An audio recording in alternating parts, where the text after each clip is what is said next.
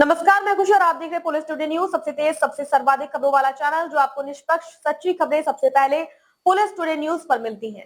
ऐसे ही latest update पाने के लिए हमारे चैनल को सब्सक्राइब करें, लाइक करें, बेल आइकन को प्रेस करना ना भूलें। अगर आप हमें फेसबुक, यूट्यूब, ट्विटर के माध्यम से देख रहे हैं तो हमारे चैनल को फॉलो करें, कमेंट करना ना भूलें। धन्यवाद। गाँव जाके देखा है, किसान इस समय चक्रोट से, बिजली से, पानी से समस्याओं से जूझ रहे हैं। आप उनके लिए क्या करना चाहते हैं? और जो अपनी सरकार है बीजेपी की, वो उनकी सुनवाई नहीं कर रही है, इस बारे में आप क्या कहेंगे? जी पत्रकार महोदय, पहले तो मैं आपको बताऊं कि गांव में हमेशा कमेरा वर्ग रहता है, किसान, मजदूर।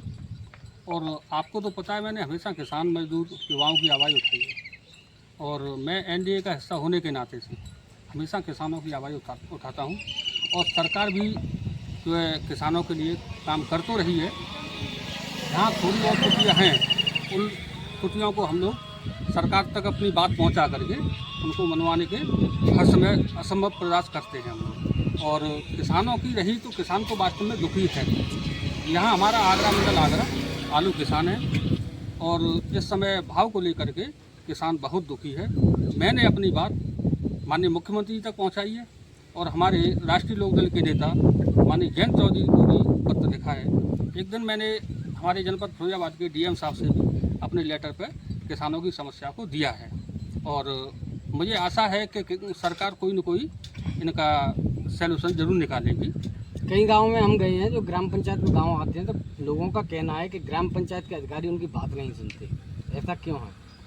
नहीं, ऐसा तो खैर सबके मन की नहीं कर सकते हैं, मगर सच्चाई ये है कि कुछ हद तक लोगों के काम हो रहे हैं। और इंडिविजुअल कोई कहता है तो वो एक उसका मानना अलग हो सकता है। जैसा मेरा गांव है नगला कलुआ, और मेरे पास में खड़े हैं हमारे प्रधान जी राम गोपाल प्रधान। इस समय देखो कितना चौमुखी विकास इन्होंने कराया है। मेरे गांव में चले जाइए आप, कहीं भी आपको कोई कीचड़ या कोई असुविधा नहीं मिलेगी। लाइट की भरपूर व्यवस्था है। कुछ हैं लोग ऐसे, तो इनका सरकार की भी नज़र है जो काम नहीं कराया है।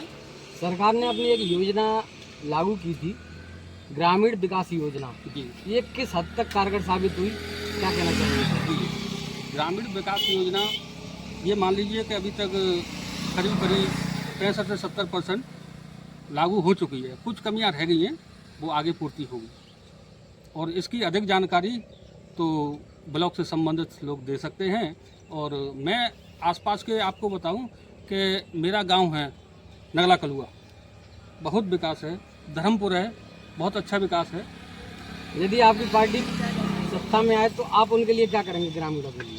यदि मेरी पार्टी सत्ता में आती है तो मैं आपसे आश्वासन दिलाता हूँ कि आज किसान जो रोता है ना, कि किसान कभी जीवन में रोएगा नहीं। और मैं उस पार्टी से बिलोंग करता हूँ जो हमेशा किसानों की आवाज़ उठाई थी, चौधरी चरण सिंह।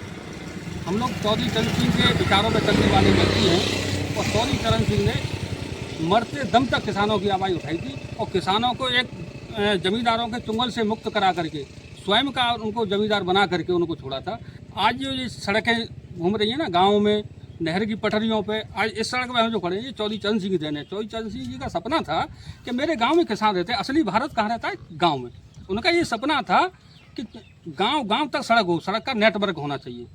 तो जो भी सरकार रही है उन्होंने कुछ काम कम किया, मगर वर्तमान में जो सरकार है इसने सड़क बनाने में बहुत हद तक उनका रोल रहा है और बहुत अच्छी व्यवस्था चल रही है। क्या आपको नहीं लगता शिक्षा निःशुल्क होनी चाहिए?